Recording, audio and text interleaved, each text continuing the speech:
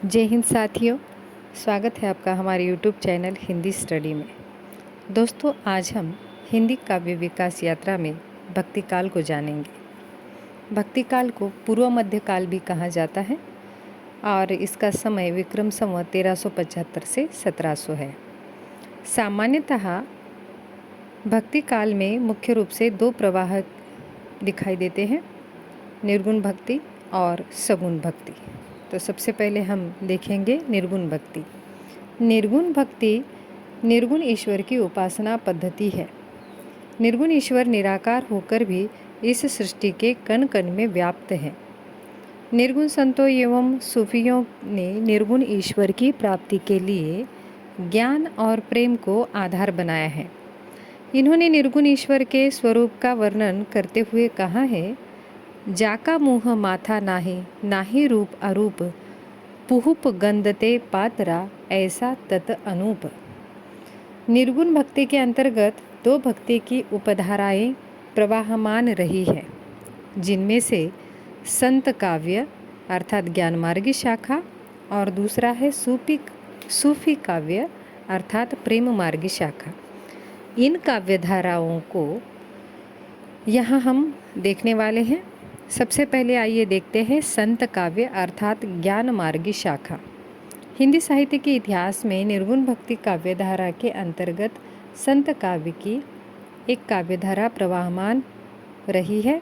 संत काव्य में अधिकतर आध्यात्मिक विषयों की अभिव्यक्ति हुई है, लेकिन वह जनजीवन में डूबी हुई उनकी अनुभूतियों से संपन्न है। संतों ने निर्गुण ईश्वर की उपासना के लिए ज्ञान को महत्वपूर्ण माना है। उनके अनुसार ज्ञान ही मनुष्य के मस्तिष्क का अज्ञान दूर कर उसे ईश्वर की ओर जाने का रास्ता दिखाता है। इसीलिए संत काव्य को ज्ञान मार्गी शाखा भी कहा जाता है। संतों का निर्गुण ईश्वर निर्गुण निराकार होकर भी इस सृष्टि के कण कण में व्याप्त है। उसका न कोई रंग है, न रूप है, न आकार है। वह पुष्प की गंध की तरह है। संत काव्य में अलौकिक प्रेम की अभिव्यक्ति हुई है, जिसे रहस्यवाद कहा गया है। साधना के क्षेत्र में जो ब्रह्म है, वही साहित्य के क्षेत्र में रहस्यवाद कहलाता है। संतों के रहस्यवाद पर अद्वैतवाद तथा योग का प्रभाव दिखाई देता है। निर्गुण भक्ति की काव्यधारा रामानंद से आरंभ होकर संत नामदेव, कबीर, धन्ना, पीपा आदि से होते हुए आगे बढ़ती है। संतों ने अपनी वाणी के द्वारा तत्कालीन समाज में प्रचलित अंधश्रद्धा एवं गलत रूढ़ि परंपराओं का तथा धार्मिक बाह्याडंबरों का खुलकर विरोध किया है। उन्होंने समाज में समता और मानवता को स्थापित करने का प्रयास किया है। संतों ने अपने काव्य में जनजीवन के सत्य की अभिव्यक्ति अलंकार रहित सीधी सादी भाषा में की है। निर्गुण ईश्वर में विश्वास, अवतारवाद का विरोध, सद्गुरु का महत्व, माया से सावधानता, जाति पाति के भेदभाव का विरोध, रूढ़ियों और आडंबरों का विरोध, भजन तथा नामस्मरण, नारी माया का प्रतीक, ज्ञान की अपेक्षा निजी अनुभूतियों पर बल, श्रृंगार एवं विरह का वर्णन, लोक संग्रह की भावना आदि संत काव्य की प्रमुख विशेषताएं देखी जा सकती है। संत कवि ही नहीं बल्कि समाज सुधारक भी थे। संत नामदेव, कबीर, धन्ना, पीपा, कमाल आदि संत काव्य के प्रमुख कवि माने जाते हैं। इस निर्गुण भक्ति धारा में जैसे संत काव्य हुआ है, अभी हमने जो देखा, उसके बाद दूसरा है इसमें सूफी काव्य, उसे प्रेम मार्गी शाखा कहा गया है। तो सूफी काव्य परंपरा में हम देखते हैं कि सूफी मत इस्लाम धर्म का एक प्रधान अंग माना जाता है, लेकिन सूफी संत कट्टर मुसलमानों से कुछ मुलायम तबीयत के रहे हैं। उन्होंने हिंदू संस्कृति को आधार बनाकर तथा हिंदू घरों की कथाओं को लेकर अपने प्रेम काव्य का निर्माण किया है। सूफी निर्गुण ईश्वर की प्राप्ति के लिए प्रेम को मुख्य आधार मानते हैं, इसीलिए सूफी काव्य को प्रेम मार्गी शाखा भी कहा जाता है। सूफियों के अनुसार निर्गुण सूफियों के अनुसार ईश्वर और आत्मा के बीच शैतान बाधा बनाकर खड़ा हो जाता है, अर्थात आत्मा या बंदे को शैतान द्वारा उत्पन्न बाधाओं को पार कर परमात्मा तक पहुंचना पड़ता है। खुदा तक पहुंचने के लिए बंदे को 4 दशाओं को अर्थात शरीयत, तरीक़त, हकीकत और मारिफत, इन 4 दशाओं को पार करना पड़ता है। मारिफत में रूह फना हो जाती है। इस फना होने में उसका प्रेम ही सहायक होता है। इस प्रकार बखा होकर आत्मा में ही परमात्मा का अनुभव होने लगता है, जिसे अल हक की अनुभूति हो जाती है। इनके काव्य में शैतान माया का प्रतीक होकर उसे साधना के प्रेम मार्ग में बाधक माना गया है। शैतान की बाधा को गुरु की सहायता से ही दूर किया जा सकता है। इसीलिए सूफी कवियों ने गुरु की महत्ता को स्वीकारा है। अलौकिक प्रेमाख्यान, लौकिक प्रेम से अलौकिक प्रेम की अभिव्यक्ति, प्रेम गाथाओं का आधार हिंदू संस्कृति, सांप्रदायिकता का अभाव, अवधी भाषा का प्रयोग, मसनवी परंपरा का प्रभाव आदि सूफी काव्य परंपरा की प्रमुख विशेषताएं हैं। सूफी काव्य की मुख्य भाषा अवधी होकर उनके काव्य से श्रृंगार रस, वीर रस, करुण रस, शांत रस आदि की अभिव्यक्ति हुई है। इन्होंने दोहा, चौपाई, झूलना, कुंडलियाँ आदि छंदों का प्रयोग किया है। साथ ही साथ उपमा, समासोक्ति, रूपक, उत्प्रेक्षा आदि अलंकारों का भी प्रयोग किया है। मलिक मोहम्मद जायसी, उस्मान, मंजन, कुतुबन, शेख नबी आदि सूफी काव्य परंपरा के महत्वपूर्ण कवि माने जाते हैं। ये हुई निर्गुण भक्ति काव्य परंपरा में संत काव्य और सूफी काव्य परंपरा की संक्षिप्त जानकारी। इसके बाद हम देखेंगे भक्ति काल में जो प्रमुख काव्यधारा रही है वह सगुण भक्ति की काव्यधारा। सगुण भक्ति को हम विस्तार से जानेंगे अभी। निर्गुण भक्ति में परंपरा का कोई विशिष्ट स्वरूप सामने न आने के कारण लोगों में अर्थात भक्तों में निराशा की भावना बढ़ने लगी थी।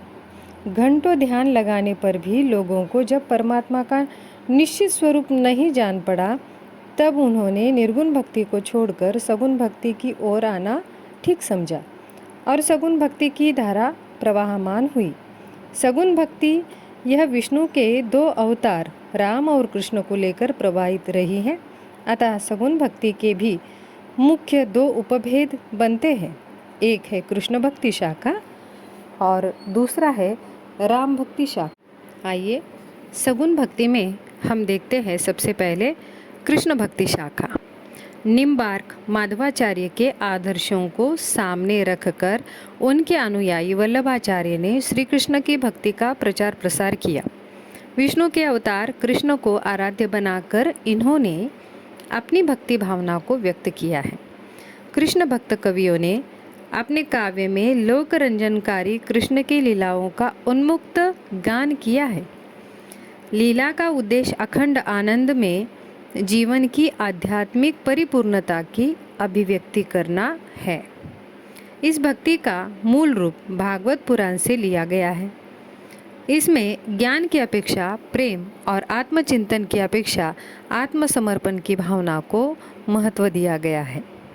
कृष्ण काव्य पर गहराई से दृष्टि डालें तो कृष्ण के हमें 3 रूप मिलते हैं।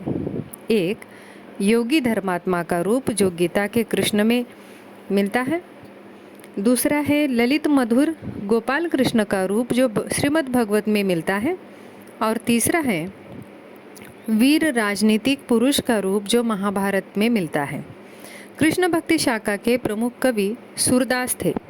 इस शाखा के अंतर्गत कई संप्रदाय आते हैं, जैसे विष्णु संप्रदाय, निम्बार्क संप्रदाय, माधव संप्रदाय, श्री संप्रदाय, रामानंदी संप्रदाय, वल्लभ संप्रदाय, राम वल्लभ संप्रदाय, चैतन्य संप्रदाय, हरिदासी अथवा सखी संप्रदाय आदि। इन कवियों ने कृष्ण जीवन की कोमलतम अंशों को अपने काव्य का विषय बनाया है। उनकी साधना वैयक्तिक होते हुए भी लोक मंगल की भावना से ओतप्रोत है। इनका काव्य गेयात्मक रूप में लिखा गया है, जिसमें गीति शैली के सभी तत्व मिलते हैं। कृष्ण लीला का गान, माधुर्य भक्ति, चरित्र चित्रण, अलौकिक प्रेम, सामाजिक अथवा आर्थिक पक्ष आदि कृष्ण काव्य की विशेषताएं रही है। इस काव्य की मुख्य भाषा ब्रज है। इन कवियों ने अपने काव्य में चौपाई, कवित, सवैया, छपय, कुंडलिया, गीतिका, हरिगीतिका आदि छंदों का प्रयोग किया है। कृष्ण भक्ति काव्य के प्रमुख कवि सूरदास है, जिनकी रचना सुरसागर महत्वपूर्ण है। इनके अलावा नंददास, कुंभनदास, कृष्णदास, परमानंद दास, गोविंद स्वामी, चित्तस्वामी, चतुर्भुजदास, संत मीराबाई, रहीम आदि चर्चित नाम हैं। अब हम देखते हैं सगुन भक्ति में दूसरी शाखा, राम भक्ति शाखा। अब तक हमने कृष्ण भक्ति शाखा देखी है, अब हम सगुन भक्ति में देख रहे हैं राम भक्ति शाखा। यहाँ राम का शाब्दिक अर्थ है जिसमें सभी देवता रमन करे, अर्थात परब्रह्मा। लेकिन यहाँ राम भक्ति काव्य परंपरा में विष्णु के अवतार राम को आराध्य मानकर भक्ति भावना प्रकट हुई है। इन कवियों के राम दशरथ पुत्र राम है, जो नर और नारायण लीला दिखाते हैं। राम भक्त कवियों के राम पाप विनाश और धर्मों का उद्धार करने के लिए युग युग में अवतार लेते हैं। वे शक्ति और सौंदर्य से युक्त हैं। इनके राम मर्यादा पुरुषोत्तम होकर दुष्टों का दमन करने वाले हैं। समाज में वे अपने आचार विचारों से आदर्श की स्थापना करते हैं। राम का स्वरूप, भक्ति का स्वरूप, चरित्र चित्रण, लोक मंगल की भावना, समन्वयात्मकता, विविध रसों का निर्वहन आदि इनके काव्य की विशेषता है। राम काव्य धारा के कवियों में गोस्वामी तुलसीदास को प्रमुख माना जाता है, जिनकी रामचरितमानस यह रचना विख्यात है। तुलसी के रामचरितमानस में ज्ञान और भक्ति में, सगुण और निर्गुण में, शैव और वैष्णव में समन्वय स्थापित करने का प्रयास किया है। आदर्श पिता, आदर्श माता, आदर्श भाई, आदर्श पुत्र, आदर्श पत्नी, आदर्श बहू, आदर्श मित्र, आदर्श सेवक आदि रिश्तों के माध्यम से स्वस्थ सामाजिक संबंधों को स्थापित कर समाज के सामने विविध आदर्शों को प्रस्तुत किया गया है। इन कवियों की भक्ति पद्धति वैदिक कोटि में आती है, जिसमें नवधा भक्ति के सभी अंगों का विधान है। इस काव्य में दोहा, चौपाई, कुंडलियाँ, सवय, घनाक्षरी, त्रिभंगी, तोमर, छपय आदि छंदों के साथ साथ उपमा और रूपक अलंकारों का अधिक मात्रा में प्रयोग किया गया है। गोस्वामी तुलसीदास के अलावा स्वामी अग्रदास, नाभादास, हृदयराम, केशवदास आदि राम भक्ति काव्य परंपरा के कवि रहे हैं। इस प्रकार हमने यहाँ पर आज भक्ति काल को देखा है। दोस्तों, आगे हम फिर मिलते हैं अगले टॉपिक को लेकर अगले वीडियो में। तब तक के लिए नमस्कार। जाते जाते केवल एक ही विनती है, चैनल को लाइक और सब्सक्राइब करना मत भूलिए और आपके